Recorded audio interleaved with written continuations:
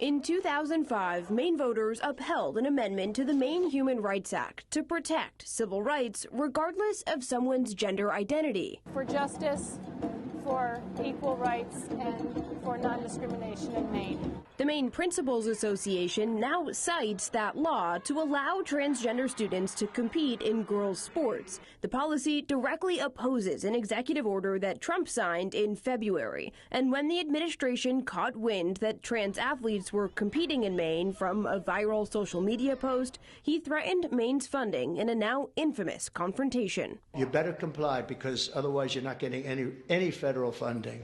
See you in court. Every state, good, I'll see you in court. I look forward to that. That same day, on February 21st, the Federal Department of Education launched an investigation into the Maine DOE and the school district in Cumberland over alleged Title IX violations. 4 days later, the administration announced Maine's Department of Education was in violation of Title IX and set a March 27th deadline for the state to comply. But that deadline came and went.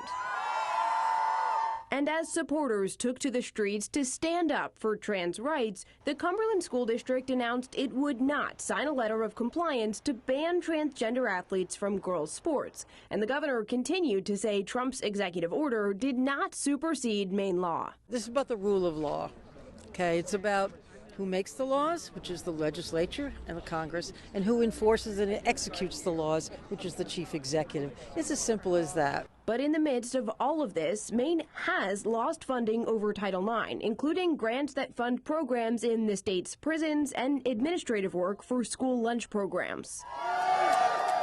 Meantime, some have praised the president's actions. If there's men competing in our sports, they biologically already have that advantage, and I just don't think that it's fair.